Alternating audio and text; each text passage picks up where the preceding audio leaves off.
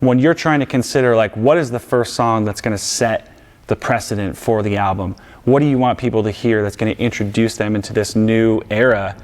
You want to pick a song that's going to represent where your band is at that moment, what that identity is. You want to do something that kind of is all-encompassing of what your band is, who the band is, and Cyberhex to me is just like the perfect choice for that.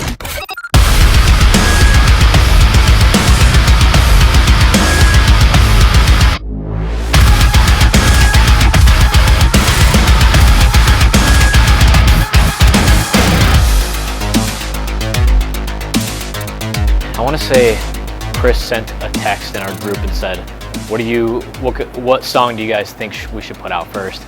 And I'm pretty sure that I was the first person to say, I want Cyberhex. That's the first song, I think. And I think almost everybody right after that said, me too. That's what I thought too. And it was almost unanimous, which I don't think has ever happened before. So to me, when you're putting out a song or choosing a song to put out first, that's a super good sign that everybody's on the same page. It wasn't even, if I'm remembering correctly, it wasn't even so much of a vote, it was just an easy discussion where I think it was suggested that Cyberhex be first, and everybody just agreed. There wasn't really much of a back and forth about it. It seemed like the perfect song to go first, as it was kind of a mix of some familiar elements of the band's sound with a little bit of a new direction that we were going with some of the other material on the record. So it just seemed like the perfect introductory song for fans for what's to come on the record. So it was really an easy choice. Putting that song out first just gives you sets the tone for how the next era is going to be for this band. It's just got everything that we have had in a successful single, an Motionless and White song. It's kind of in Cyberhex, but it also has this new sound that the rest of the band follows suits with, or the rest of the album follows suits with. You know, we did Abigail as the first track. I felt that was like a really great pick. I don't know if everyone agreed on that. I think Devil's Night, it feels like we always have the right song that represents what the band is at that time. Reincarnate being the first song, Eternally Yours being the first song, Disguise even in the last one. It always feels like we end up picking the right one, but with Cyberhex, it's the first time that everyone was on the complete same page, where it didn't take convincing or anything arguing about it or anything. It was super cool to see that everyone unanimously agreed. Oh shit. Hello? Hello? Hello? Hello? Hi. It's my Rodney Dangerfield. It's probably really bad. Let me expand the view to full screen here. What's up? What's up? Day one. You want to make a record or what? Cyberhex to me, when I was writing the lyrics, I was collaborating with one of my very good friends, Steve Sobchak, and we were trying to figure out what is the story. I had the title, I had the general idea of what I wanted it to be about, but I felt like there was too many ways to say it, so it was cool to have a friend try to help me narrow down what it is exactly that I was trying to say with the song. So to me, when I think about what Cyberhex means to me with the lyrics and what I was trying to translate and really get across, it's sort of a two-part system. I really don't personally like when I do lyrics that, or when I write lyrics that feel like, oh, it's kind of about two things simultaneously, because it's like, yo, fucking pick one. But to me, it really is about two different things. And it's the song that I feel like correlates most to the album title than any other besides the title track. It's kind of like over the last couple of years where things have been really scary and really up and down for everybody in the world, including bands, whatever walk of life you're involved in. It's just been really uncertain, and it felt like in all that time, it's kind of shined a light on humanity in a way that we don't really get to see. And I was really grateful for what I felt like were the people that took a stand and, you know, put their fucking flag in the ground for things that were right and just to stand up for. And then the second half of it is like, when I think about what my world looked like personally over the last couple of years, it's definitely been full of a lot of really intense mental trials. It's been full of ups and downs just like everybody else. And I felt like in times where it was the hardest that I've had to experience, that same group of people or type of people that were willing to stand up and support one another over these major global issues were also the same type of people that were there to support each other individually and just personally. And that's where it blends together for me, and that's where I feel like the movement of Cyberhex, or the resistance to negativity and hatred and all these things that are trying to suppress growth and progression around the world, it felt oddly enough the same type of like sphere of inspiration as the people who are there to help each other personally. And then most importantly for me, I guess, my relationship with music. And I feel like Cyberhex was like a renewing of my vows with music and what it's done for me, what it can do for me. And when you take all this incredibly rambling bunch of words that I'm explaining right now and put it all together, that's what Cyberhex is to me. And I know that that's really hard to comprehend by how terribly I'm articulating that, but that's just what it is for me. And I'm just really grateful to be a part of the right side of the world. Well, I shouldn't say the right, but be a part of the people that want to make a difference and that want to be there for one another and really make the world a better place. We're back for another exciting round of Oh! As you can see, it's capitalized and highlighted in red. Right in the beginning when it all drops in. Oh! All right, we're done. Ow! Ow! Ow! There it is. Good. Do you want to live?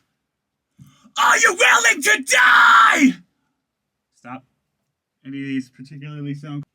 When heaven falls, I will be your light! Eyes and drift as one through the infinite!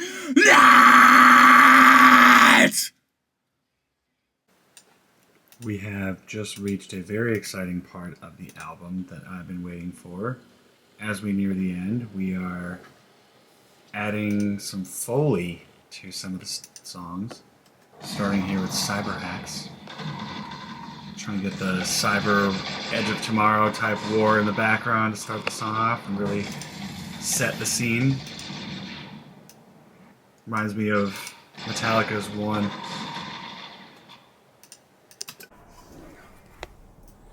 Update. This is my boy.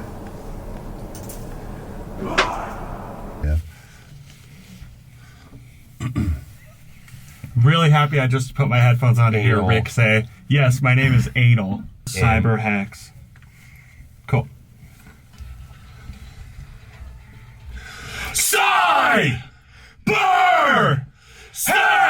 Oh, I said it wrong. Who I said cyber sex? I said cyber sex. That's the point.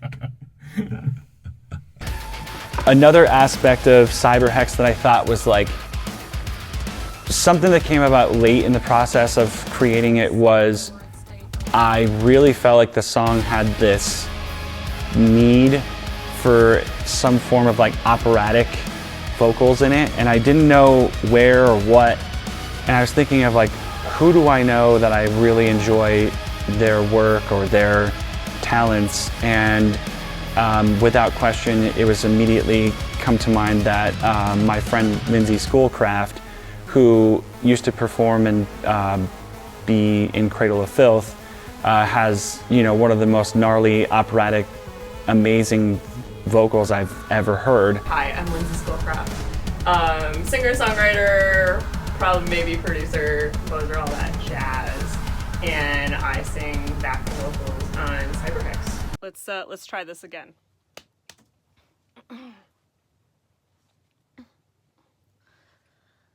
And though our feet synchronize, I wasn't willing to die until I kissed your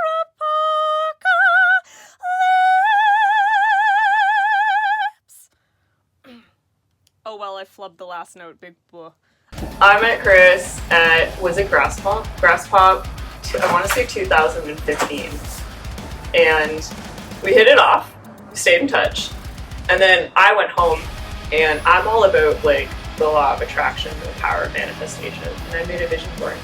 The top 3 people I wanted to sing with was The Weeknd, Jonathan Davis, and Chris Motionless. My witchcraft is so strong. Manifested this thing right before Christmas this year. It happened. I was like, oh, my witchcraft is good. No. No, it's true. It's true. I have the vision board somewhere. I might have lost it. But yeah, it was a dream come true. I was really honored. And I think this is like I said before, biases and friendships aside, I think it's the best one. So I try to think about, like, you know, what could we have her do? What part would be the perfect part? Her and I ended up speaking on the phone, and it just ended up where the choruses of the song felt like that was the big, huge, epic opera moment. And she was more than willing to want to do it and super excited. And it's to me, it's always the most rewarding thing to work with your friends. That's why I work with so many producer friends when we write and stuff. It's just, there's nothing cooler than working on music with your friends. I'm gonna get close to the camera because we're gonna put me asking you this in. Do you think the song would be as good as it is without you? Or do you think you are the one that took it over the edge? I'm just gonna, I think without her. And creating something cool with your friends. And that's one of my favorite parts about creating the music for this band. So then when you get to have your friends sing on a song, it's equally as awesome.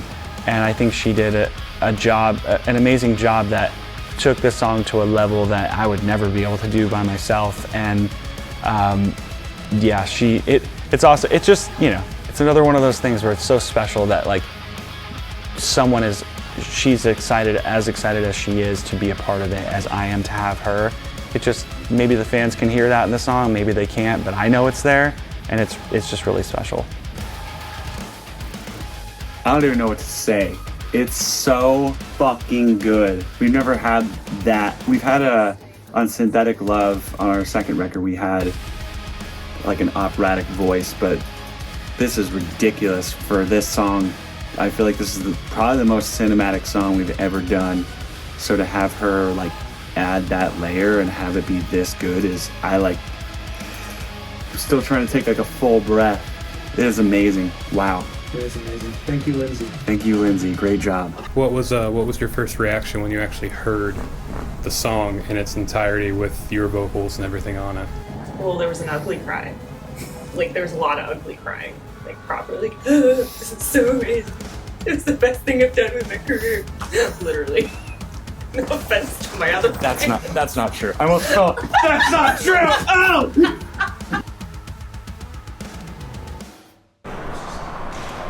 Now, what's really special about this moment right here is that nobody knows this, but Time Bomb's working title is actually called Morrow is in the Shipping Container. And that is because when we play our Wednesday night Modern Warfare nights and play Shipment religiously, Morrow just camps the shipping containers and kills everybody just because he's so competitive and can't stand to lose. So the long joke is everything is, where's Morrow? Morrow's in the shipping container, and that's what we called Time Bomb for a long time. But he is actually now literally in a shipping container, and I am so excited about it, probably more than anyone else.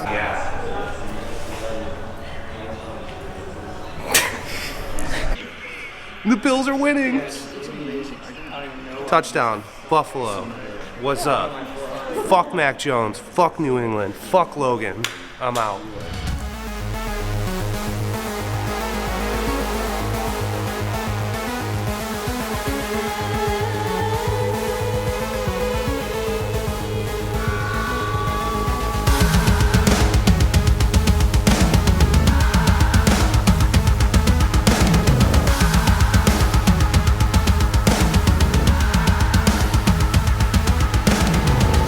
So for every previous album that we've done, we've kind of had a look that we do for that album, and because of, I guess, the nature of this album and the sound and kind of the more video game-esque quality that we put into it, we felt like it made sense to have a more kind of cybery, I don't even know how else to describe that, a cybery type of visual aesthetic when it comes to our outfits.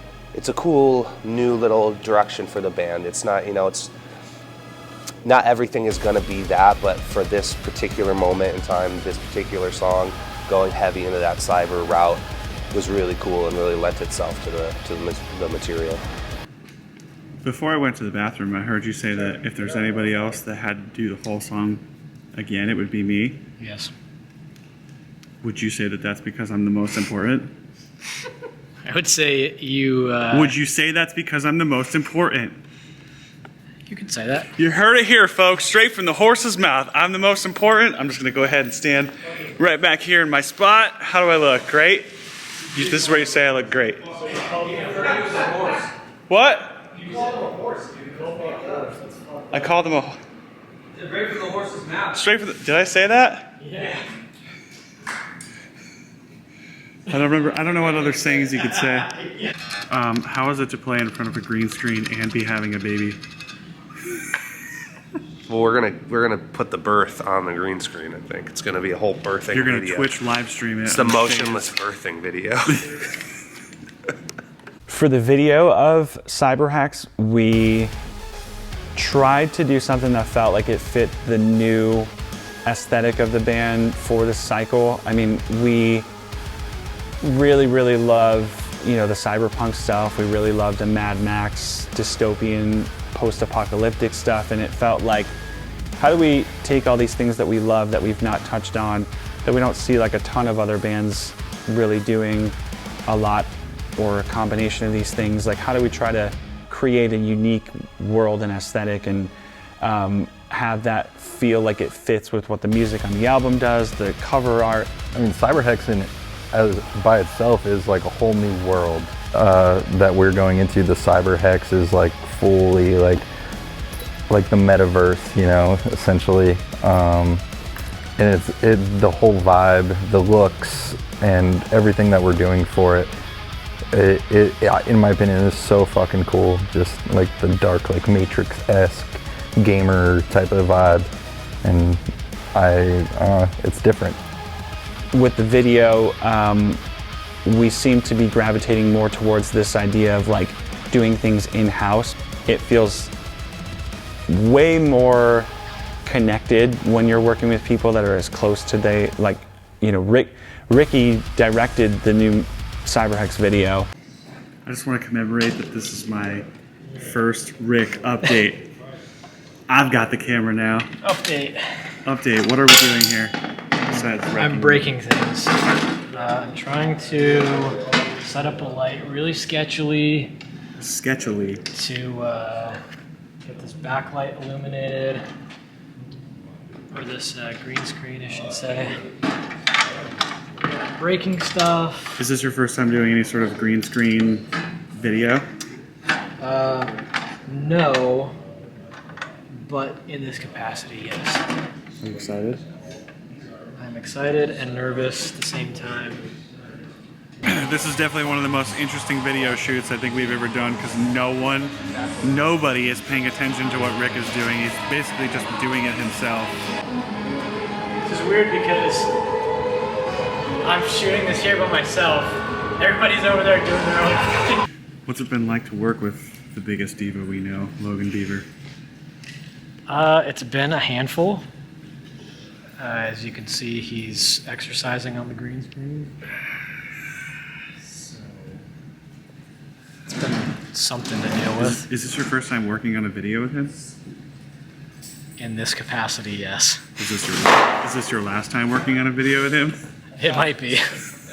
Yeah, I mean, the music video was something that I felt like it was kind of a no-brainer. I mean, with how electronic the song is and how much it kind of leans into that cyberpunk world, I felt like it was such an easy step for Logan and I to come together and say, let's combine what we do and make this work, because we both know how we can achieve this. Logan Beaver, our front of house tour manager, did all the Unreal Engine environment stuff, and then our friend Clint Tustin did all the editing. So it's just such a like relaxing, stress-free type of thing to involve yourselves in a creative process like a video with those types of people that are either in the band or directly connected to the band. It feels so just relaxing and like, oh, we can do this our way and we don't have to worry about how it's gonna come out because someone else is editing it to kind of their vision of our vision. It's just, it's awesome, and I think those guys did an amazing job. What is it like to work with the biggest diva we all know, Rick Olson? Ooh. This is your first video with him? Yeah. What's it been like? Well, he was early this morning, which fucked me up. That's my first complaint. Son of a bitch. Like 5 minutes early, and that's crucial. You know, when you're leaving the house, those 5 minutes, that's like wallet keys time, you know? And so that really fucked me up and ruined my whole day, those 5 minutes. And I haven't been able to get past it. Mm-hmm. It's a rough start to a rough day. Yeah. I feel you. Then I had to ride in his Scion. He put me in his Scion. That could mean music video. And are you trying to basically just get to the point where you tell people about you own a Mercedes and Rick owns a Scion? My Mercedes is almost 8 years old. Has a flat tire right now, and it's not inspected. So, do I own a car? Is. Contemplating. We're gonna be in this, huh? Yeah, deep inside of that.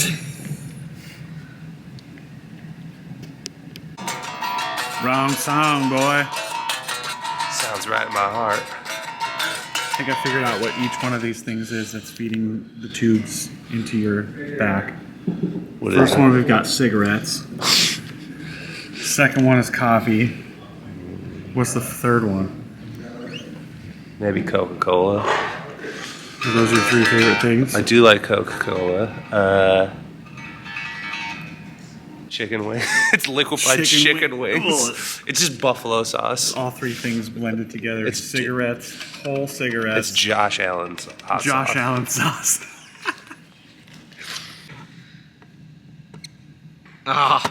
Give me another take. That's just a bad why. That's not good for film. That's the take. I'm really happy with the video. It was, to me, I thought fans were going to be disappointed because it's not like a true video. It's, in my vision, a visualizer. Why did I say it like that? A visualizer. It's a visualizer. So I thought fans were kind of going to be a little bit upset about that, but it ended up being like the opposite, where people were just like, holy shit, this new everything, the whole new world and everything that they're doing was actually received really well. So I love being proved wrong, and that's, keep going. I bring that on as much as you want. Unless, of course, you're saying that you don't like something that I like, and we'll cut that. Me and Rick had been kind of plotting for a while to try and get a video done using Unreal Engine. He knew we could use a green screen and get it to work pretty easily, and we finally got to try it. And yeah, so we just shot the whole band against a green screen and made a bunch of VFX shots in Unreal Engine, and then edited them together with a little bit of post, and turned out great. We just shot each individual member against a green screen and just kind of started playing around with environments on Unreal Engine until we got the look we wanted, really, or found something that worked better than the stuff we had been doing.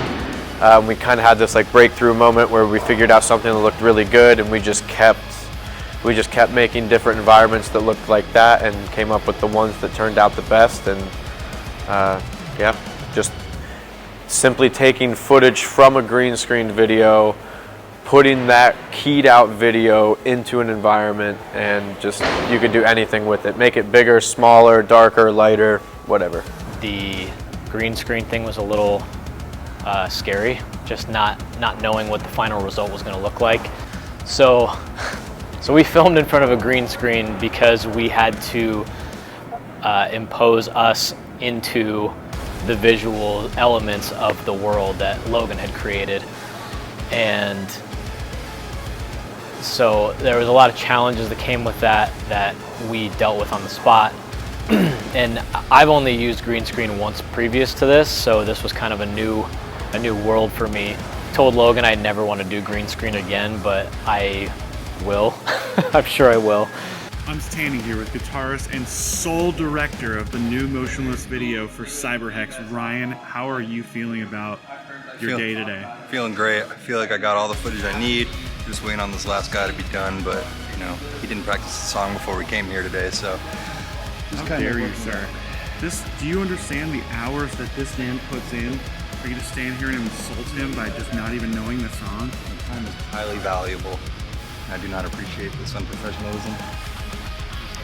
I'm really proud of those guys for really stepping up their game. I thought Ricky did an amazing job on Thoughts and Prayers with his team, like Bryce and Tone, and everybody that was a part of that was fucking A+. I love how the video came out, and to see Ricky like really wanting to take on more projects for the band. That's probably not easy to do, to be a director and to be in the band. Like, I don't know what kind of stress that provides, but it's just so cool to see him want to do that and take that on, and then bring our friends in as part of the team.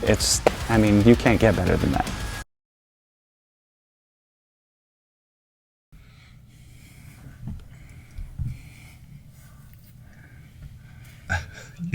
Aretha Franklin.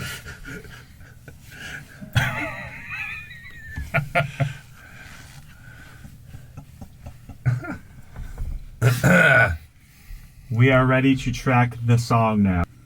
It's good. It's fine with me, yeah. Yeah.